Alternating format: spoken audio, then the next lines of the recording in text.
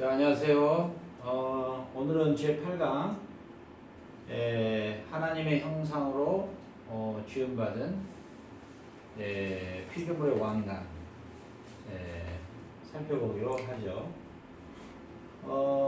우리 그 영어로 아이콘이란 말을 많이 사용하죠. 아이콘. 이 아이콘이란 말이 형상이라는 뜻인데 어떤 대표적인 상징.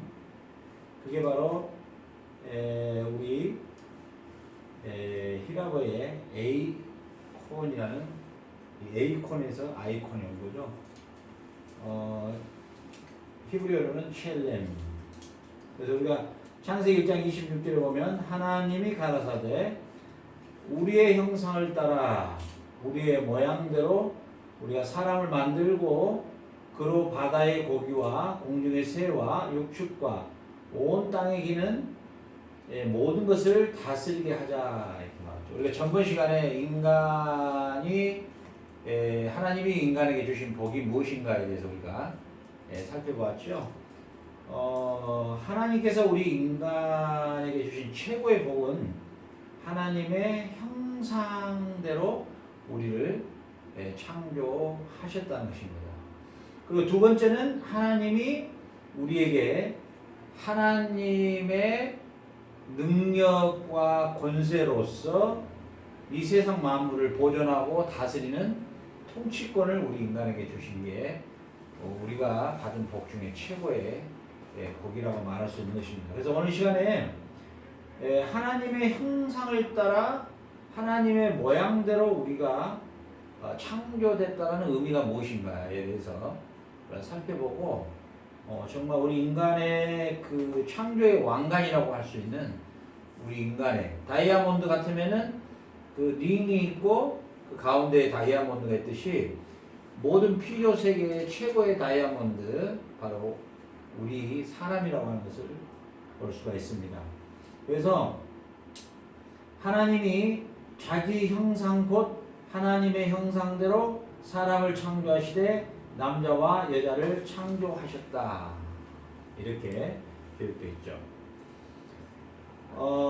자, 하나님의 형상대로 사람을 창조했다는 뜻이 뭘까요?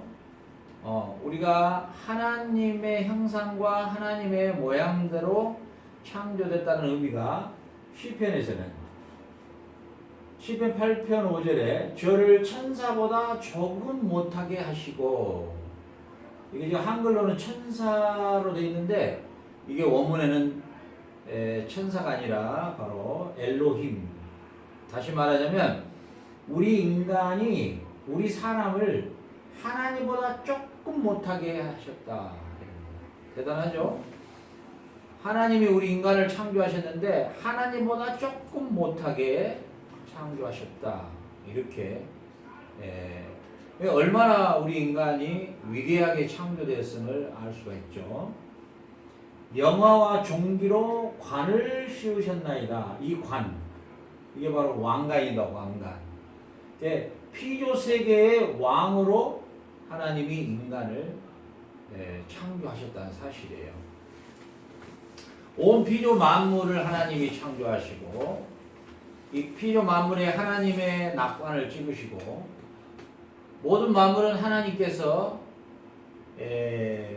무에서 유로 세상을 창조하시면서 거기에 낙관을 찍으시고 하나님이 그 피조세계 가운데에서도 하나님의 삼위일체 하나님이 우리의 모양대로 삼위일체 하나님이 어전회의를 통해서 마치 우주 만물의 왕이신 삼위 하나님께서 우리 인간을 어떤 위치로 우리 인간을 만들 것인가 회의 끝에 바로 우리 인간에게는 하나님보다 조금 못한 존재로 창조했다는 사실이에요.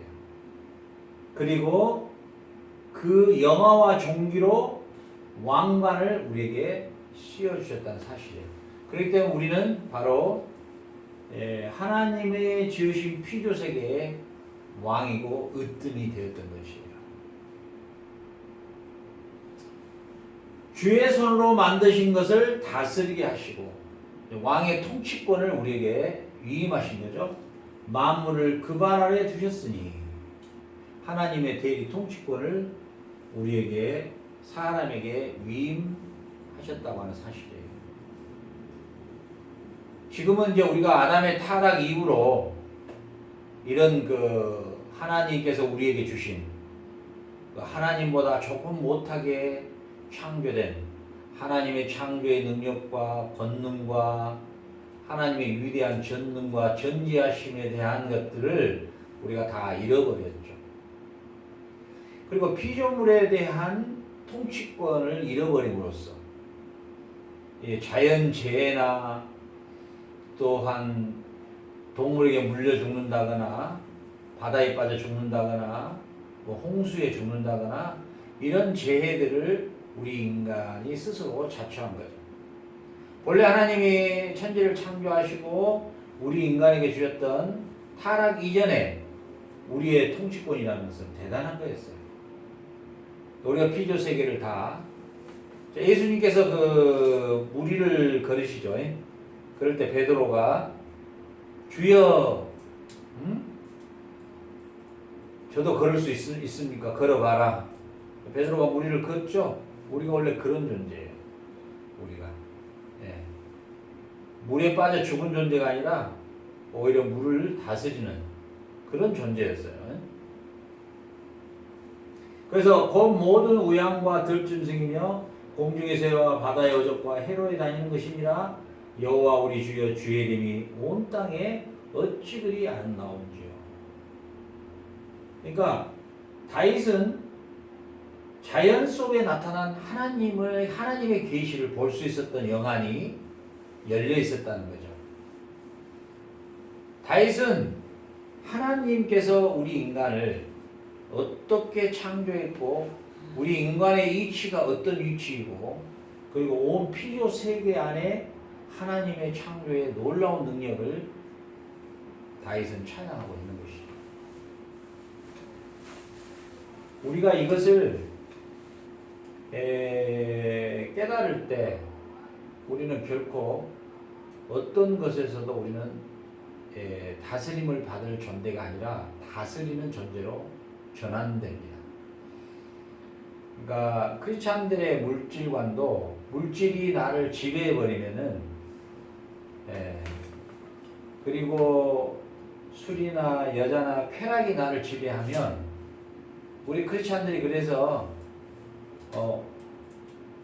내가 누구인가에 대한 확실한 정체성이 파악이 안 되기 때문에 여전히 종교적 행사에 참여하고 그리고 여전히 세상의 세속에 지배를 받고 살아가고 있죠.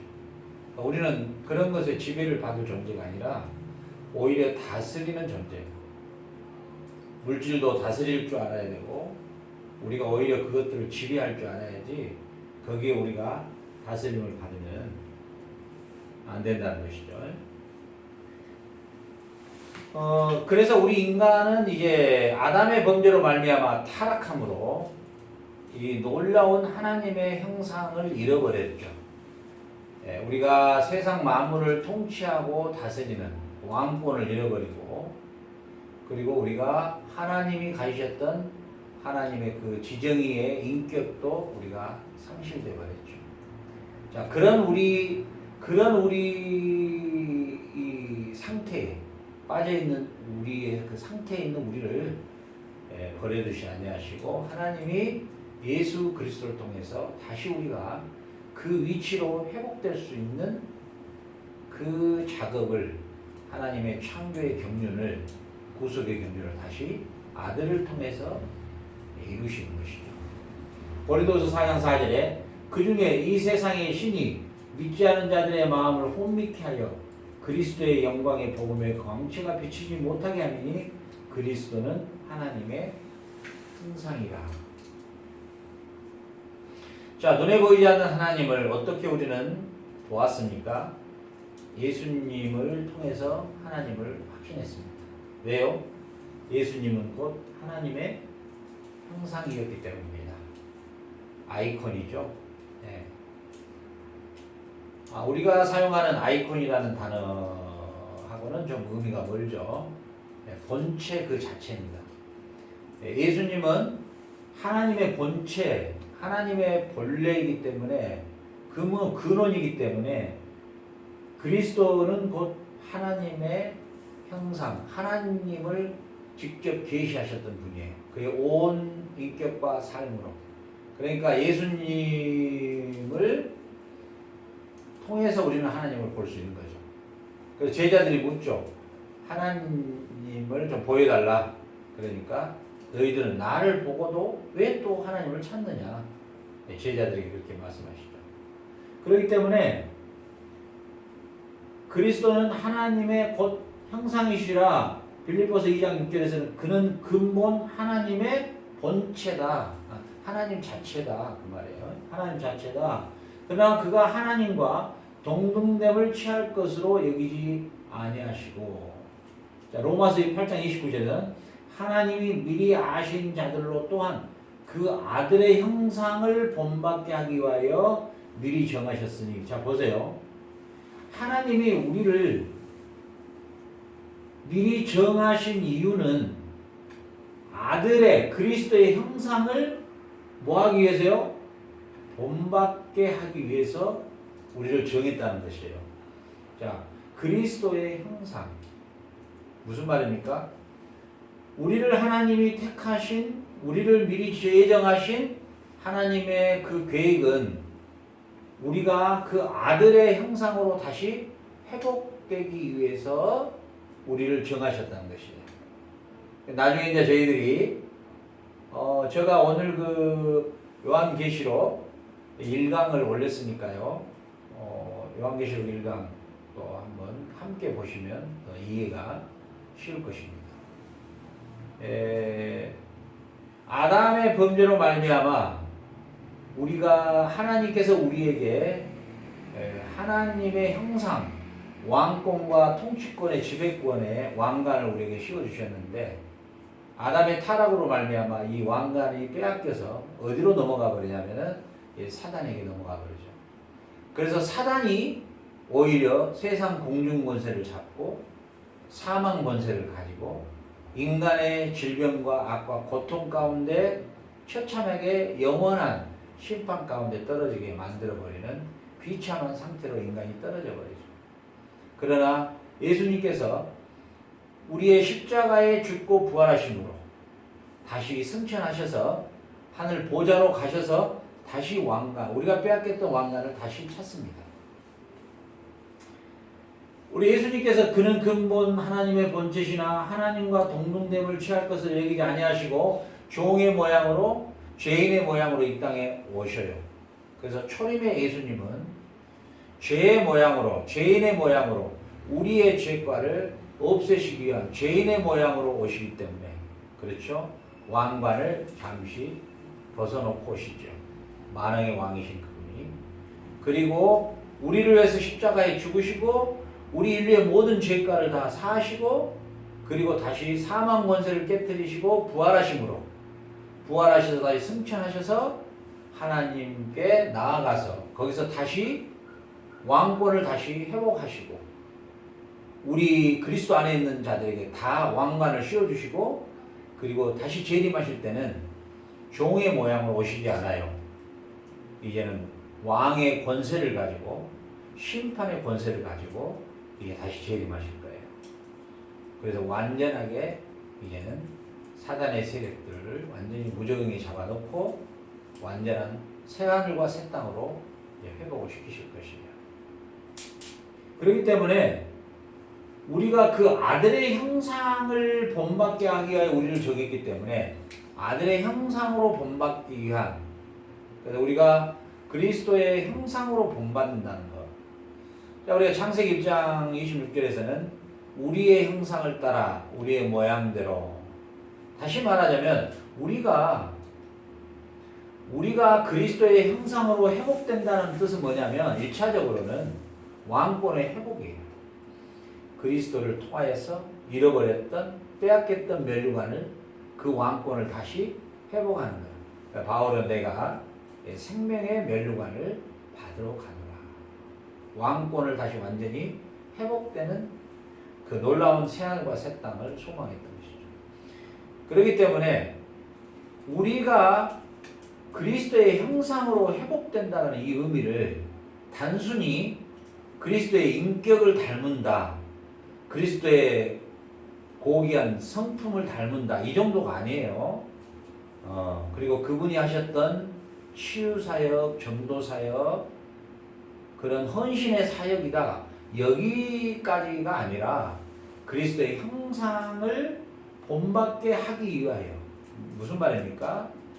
우리가 그리스도의 형상으로 회복되는 것은 우리의 사역이 아니고 그리스도의 죽고 부활하심으로 성령께서 오실 때 왕관을 다시 가지고 오셔서 우리에게 종기의 관을 씌워주시는 것이죠. 그것이 그리스도의 형상의 회복이라 이렇게 말할 수 있는 것이죠. 자, 우리 또 다음 시간에 이어서 계속해서 하나님의 형상의 회복에 대해서 계속 살펴보자. 수고했습니다. 샬롬.